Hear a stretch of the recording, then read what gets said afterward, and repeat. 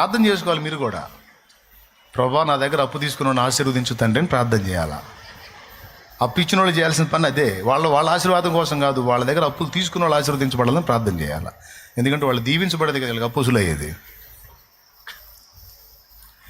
అరే అప్పు తీసుకున్న వాళ్ళు కూడా తెలియదు ఆ సంగతే. తీసుకునేటప్పుడు నీ చేయి ఎక్కడుంది?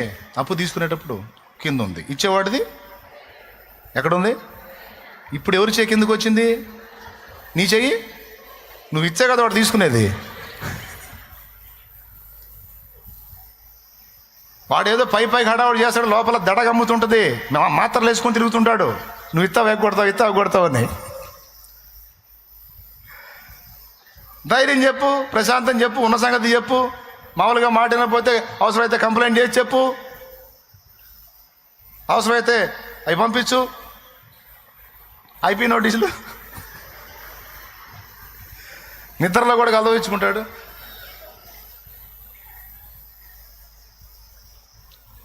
శతకోటి దరిద్రాలకు అనంతకోటి ఉపాయాలు ఉన్నాయని అన్యులు మాట్లాడతారు.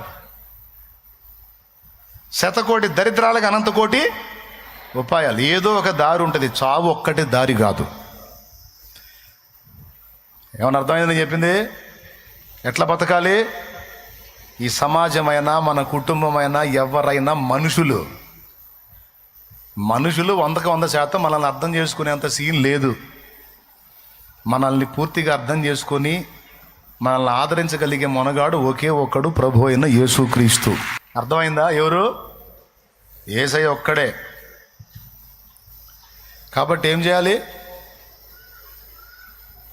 తెగించి బ్రతకాలి, దులిపి వేయటం నేర్చుకోవాలి. సముద్రంలో నుంచి ఓడబగిలి చెక్క ముక్కల మీద ఒడ్డుకొచ్చారు పౌలోళ్ళు.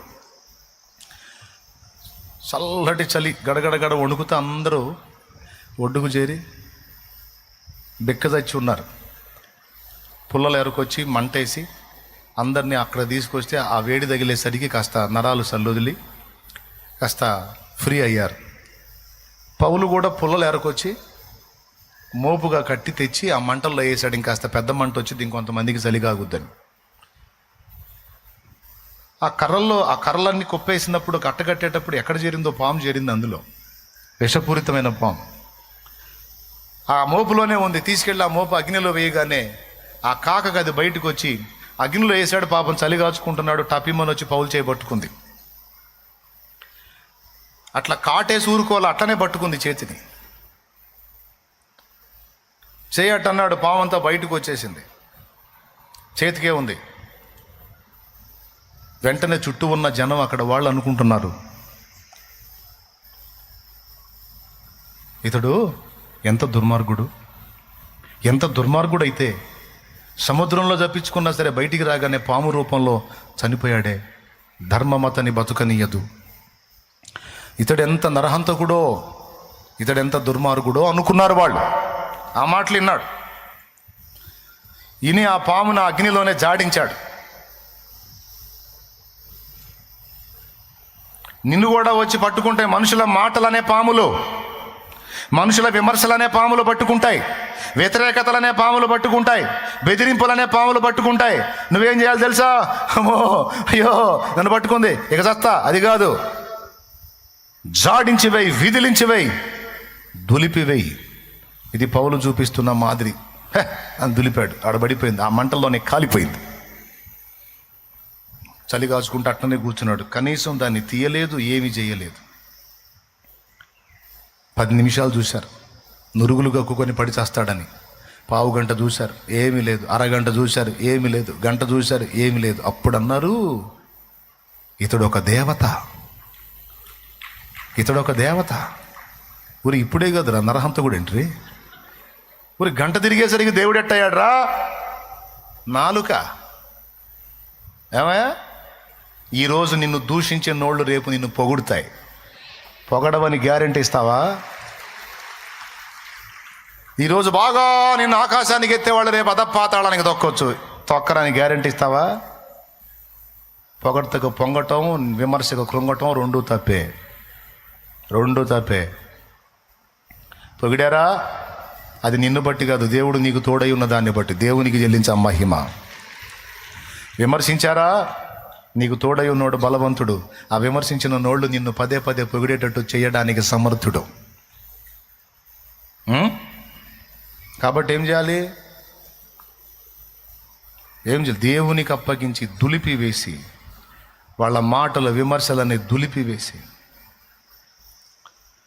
సమాజమన్నా లక్ష్య పెట్టొద్దు, కుటుంబ సభ్యులన్నా లక్ష్య పెట్టొద్దు, బెదిరింపులకు భయపడొద్దు. నేను చెప్తున్నా, నువ్వు పరిగెత్తే కొద్దీ సమాజము నిన్ను తరిమిద్ది, మనుషులు నిన్ను తరుముతారు, నిన్ను ప్రశాంతంగా బతకనివ్వరు. అదే ఈ సమాజ నైజం, సాతాను తత్వం. విరుగుడేందో తెలుసా? దేవుని చేతబట్టడం, సమాజానికైనా కుటుంబానికైనా దేనికైనా ఎదిరించి నిలబడటం. లేకపోతే ఇబ్బంది పడతావు బిడ్డ. వాడు నీలో అధిక సున్నితత్వాన్ని తీసుకొచ్చి నిన్ను నాశనం చేస్తాడు. దిగులులో, భయములో, విచారములో, చింతలో, ఆవేదనలో నిన్నుంచి చివరికి నువ్వు ఆత్మహత్య చేసుకునేటట్టు చేస్తాడు. లేవా పరిష్కారాలు? లేవా దారులు? లేవా మార్గాలు? దేవుణ్ణి ఎరగనోళ్ళు బెదురుతారు, అదురుతారు, ఆందోళన పడతారు. దేవుణ్ణి ఎరిగిన నువ్వు బెదరడానికి వీల్లేదు, అదరడానికి వీల్లేదు. తెగించి నిలబడు. ఓ ప్రయత్నం చేశావు, విఫలమైంది, ఇంక ముసుకేసుకొని కూర్చుంటాయింది. ఇంకా లేవా? ప్రతి నూతన శుభోదయం నీతో మౌనంగా ఏం మాట్లాడుతుందో తెలుసా? ఉషోదయం, శుభోదయం, సూర్యోదయం. ఇదిగో నిన్న అయిపోయింది, ఈరోజు మళ్ళీ క్రొత్తగా నేను ఉదయిస్తున్నాను, నూతన ప్రయత్నం మళ్ళా మొదలుపెట్టు అంటాడు.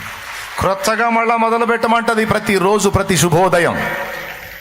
నీతి సూర్యోదయం కూడా నీతో అదే మాట్లాడుతుంది. గతం గతహ, మళ్ళా క్రొత్తగా మొదలుపెట్టు, మళ్ళా ప్రారంభించు అని. అంతేనా? దిగుల్లో బతకమంటుందా? రేపటి తలపుతో నేడే కలతతో కృంగుట ఎందుకు, కలవరముందకు. కొంతమంది నేను ఇంతసేపు చెప్పినా కూడా ఆ సున్నితత్వాన్ని పోగొట్టుకోపోతే నాదేం పోయింది చెప్పు? కూటం అయిపోతే నేను బైబిల్ సంఖ్యలో పెట్టుకొని జంపు. అనుభవించేది నువ్వే, హార్ట్ స్ట్రోకులు తెచ్చుకునేది నువ్వే, అడ్డం పడేది నువ్వే, అయిన బాధలు కాక మళ్ళీ హాస్పిటల్లో ఇంకా అదనపు ఖర్చులు తెచ్చుకునేది నువ్వే, కర్మ మోసేది నువ్వే, పెందలాడి పోయేది నువ్వే. పోతావా? లేదా నేను చెప్పిన మాటని ధైర్యం తెచ్చుకుని అంతేనన్నా ఏమైనా కానీ అని ఇట్లా అంటావా? ఏమంటావు చెప్పు? ఏమనవా? నువ్వు భయపడే కొద్దీ, కృంగిపోయే కొద్దీ, కుమిలిపోయే కొద్దీ నువ్వు దేనికి భయపడుతున్నావో, దేనికి కలవరపడుతున్నావో సైతానుగాడు వాటిని ఎక్కువ చేస్తాడు. నువ్వు వాడితో రే ఇన్ని కాదు ఇంక ఇన్ని తెచ్చినా నాకు భయం లేదు, అన్ని వదిలేసి ఊరుకున్నాను నేను అన్ని వదిలేసా. నేను దేవునికి కనెక్ట్ అయినోండి, దేనికి కనెక్ట్ అయినోండి కానీ దేవునికి కనెక్ట్ అయినోండి.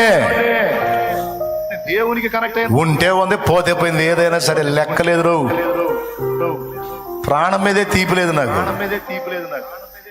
ఈ ఆస్తులు, అంతస్తులు, స్థలాలు, ఇళ్ళు, డబ్బులు, బంధాలు, అనుబంధాలు, తోటకూర కట్ట, నాకు ఇవన్నీ లెక్కలో కాదురా. ఎంతమంది ధైర్యం తెచ్చుకున్నారో చేతులు ఎత్తండి. టెన్షన్ తీసేసుకుంటారా? అందులోనే బతుకుతారా? విమర్శలను లెక్క చేస్తారా? ఏడిశారు. నిన్ను విమర్శించేది ప్రభువే. నీ సంగతులన్నీ ఎరిగిన వాడు ప్రభువే. కాబట్టి ఎవడి విమర్శ కృంగుతావు నువ్వు?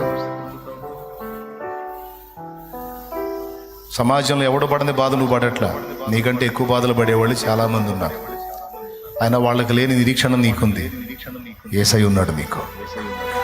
గొప్ప ఆదరణ ఉంది, గొప్ప ధైర్యం ఉంది. అప్పులు ఎగ్గొట్టమని చెప్పట్లా, ఉంటే ఇవ్వు. లేకపోతే నీ గొంతు మీద కత్తిలాగా వస్తే దారులు ఉన్నాయి. చెప్పానుగా, 100 కోటి దరిద్రాలు, అనంత కోటి. 100 కోటి అంటే 100 కోట్లు. అర్థమైందా? అది 100 కోట్ల దరిద్రాలకి అనంత కోటి అంటే లెక్కలేనన్ని ఉపాయాలు. అరే అన్యుడికి అంత నిరీక్షణ ఉంటే క్రీస్తునందున్న మనకి ఎంత బలం ఉండాలండి. లేవు, దారులు లేవు. నీకు కనపడకపోవచ్చు, యేసయ్య చూపిస్తాడు ఏదో దారి. అరే చూపించేదాకా ఆగాలిగా, ఓపిక పట్టాలిగా, మొరపెట్టుకోవాలిగా, ధైర్యం తెచ్చుకోవాలిగా. అనండిరా అనండి, నా దేవుడు కార్యం చేస్తాడని కూడా తిరగాలిగా. ఒక మాట అంటే నువ్వు తట్టుకోలేకపోతుంటే, మనసులో 3 రోజులు వండుకుంటుంటే, తిండి మానుకుంటుంటివి, రోగాల పాలవుతుంది. ఏంది పద్దాకలా వదిలేస్తారా? ధైర్యం తెచ్చుకుంటారా? తెచ్చుకోకపోతే అంతే ఉండండి. నాకే ధైర్యంగా ఉండాలి. ఎట్లా బతకాలి? చెప్పు తీసుకొని ముఖం మీద తన్నినట్టు. చెప్పండి అందరూ, ఎట్లా బతకాలి? చెప్పు తీసుకొని ముఖం మీద, ఏది అన్నోళ్ళ ముఖం మీద పెట్ట తన్నినట్టు బతకాలి. నువ్వు దిగులు పడి ఏడ్చే కొద్ది అంటా ఉంటారు అనేనోళ్ళు. వాళ్ళ ముందు తల ఎత్తుకొని ధైర్యంగా దేవుని బట్టి మయం పరిస్థితి నిలబడా. అన్నోళ్ళు మూత పడకపోతే అప్పుడు అడుగు, అయ్యేనోళ్ళు నిన్ను పొగడకపోతే అప్పుడు అడుగు. ధైర్యపరిచిన దేవునికే స్తోత్రం, స్తోత్రం, స్తోత్రం, స్తోత్రం. పిరికితన మనలో నుండి తొలగించిన దేవునికే స్తోత్రం, స్తోత్రం, స్తోత్రం. మనకు వాగ్దానం ఇచ్చిన దేవునికే స్తోత్రం, స్తోత్రం, మన ప్రార్థనలు విన్నానన్న దేవునికే స్తోత్రం, స్తోత్రం, స్తోత్రం. బదులిస్తానన్న దేవునికే స్తోత్రం, స్తోత్రం, బదులిచ్చిన దేవునికే స్తోత్రం, స్తోత్రం. ఆశ్చర్య కార్యములు జరిగించిన దేవునికే స్తోత్రం, స్తోత్రం, అద్భుత స్వస్థతలు జరిగించిన దేవునికే స్తోత్రం, స్తోత్రం, స్తోత్రం. మనోధైర్యాన్ని ఆత్మబలాన్ని ఇచ్చిన దేవునికే స్తోత్రం, స్తోత్రం, స్తోత్రం, స్తోత్రం. ఆమేన్. హల్లెలూయా, హల్లెలూయా, హల్లెలూయా, హల్లెలూయా, హల్లెలూయా. హల్లెలూయా. పోండి, ఇక ధైర్యంగా పోండి, ధైర్యంగా ఉండండి. ఓకేనా?